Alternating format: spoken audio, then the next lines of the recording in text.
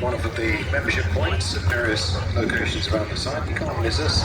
We're located by the big membership flags, or talk to any of our volunteers or staff. And a reminder also that Plains TV are live broadcasting today's show on their own channel at plainstv.com. A 1 month subscription costs just £10, where you can watch this show again and more than 100 other air shows and features from Plains TV's archive, a lot of them filmed from previous shows here at Duxford. And if you stay subscribing, there'll be a lot of new programs added this winter, including a request show. That website again, plainstv.com.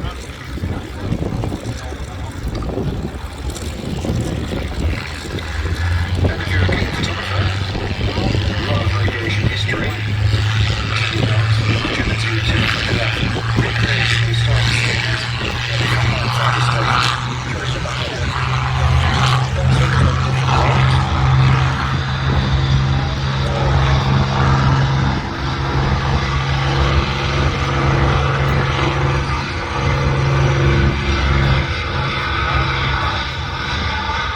Duxford in a different light. The Battle of Britain Photography Evening is an outdoor, after-hours photography event.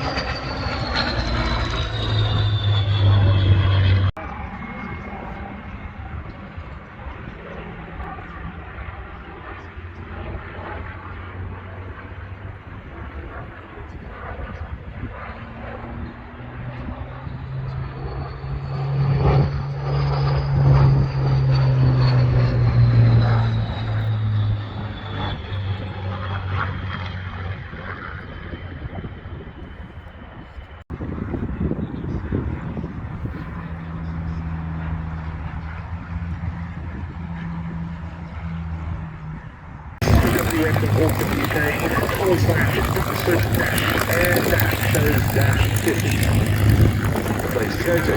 Now, IWM London has a new exhibition War Games happening at the end of the first exhibition in the UK this to explore video games, surveillance, conflict, delving into what's become an incredibly popular storytelling medium and challenging perceptions of how video games interpret the story about war and conflict.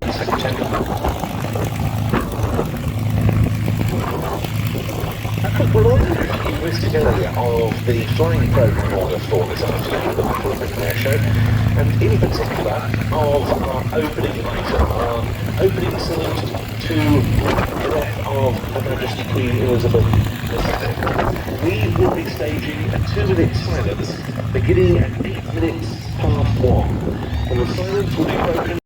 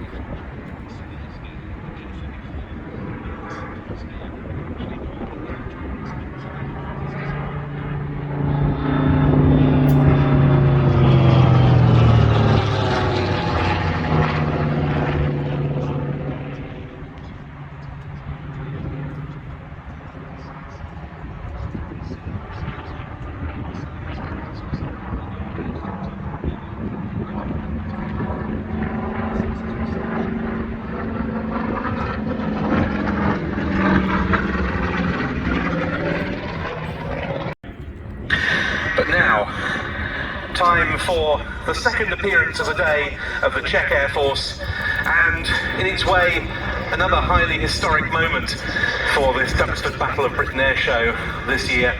We saw the Mi-35, the Hind attack helicopter, paired with the Mi-171 earlier. Well, now we're going to see it in a solo display, but a very significant solo display, because this is going to be the last chance to see a Hind in service with the Czech Air Force at a British display. These magnificent helicopters are due to be retired from service by the Czech Republic around the end of this year, beginning of next, and they're not slated to come back to this country again.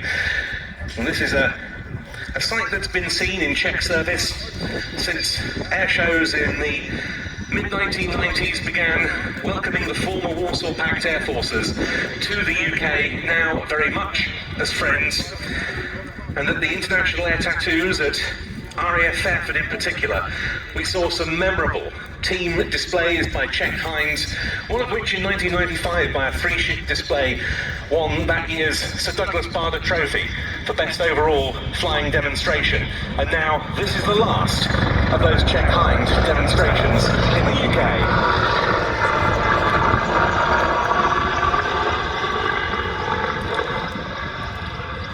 And as this aircraft flies alone, you can get to see the colour scheme that's been specially applied to this aeroplane. It comes from the 221st Helicopter Squadron based at Náměšť nad Oslavou.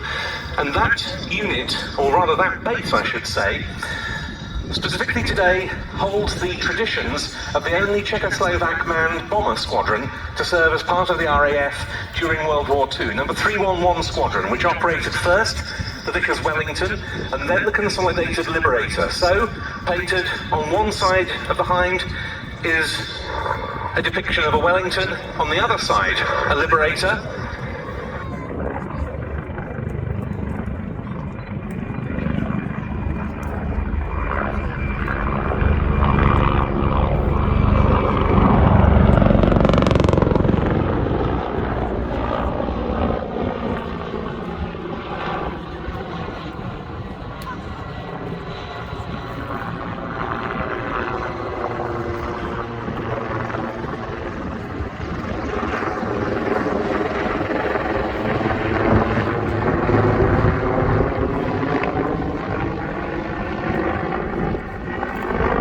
Also part of the colour scheme are tiger stripes, because the 221st Helicopter Squadron is one of two units in the Czech Air Force which is a member of the NATO Tiger Association, the organisation formed in 1961 that brings together units from across the NATO alliance that have either a tiger or nowadays also other big cats in their emblem.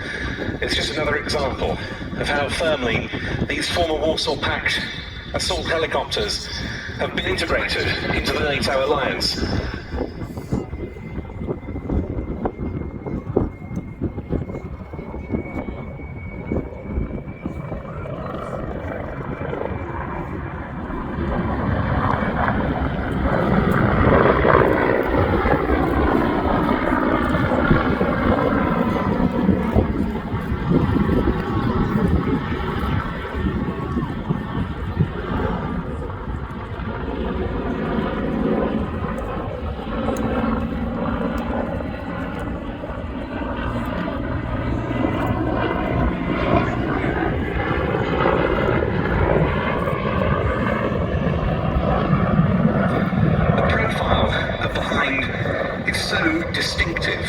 With those two separate tandem cockpits up front. The gunner sits in front, the pilot in the raised position behind.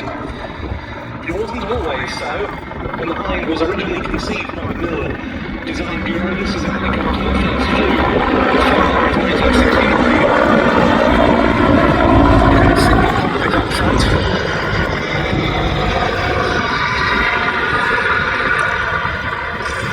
And rather more was made then.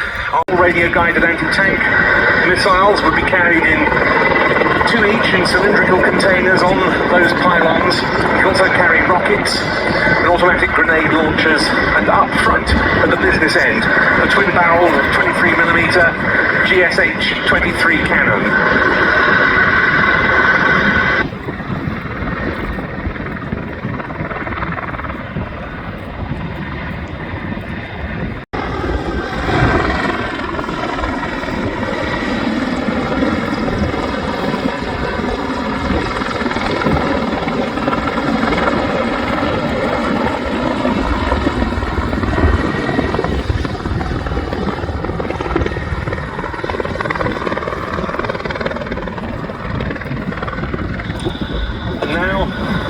These last remaining Hinds are going to go the same way, replaced by the Bell UH1Y and AH1Z from next year onwards.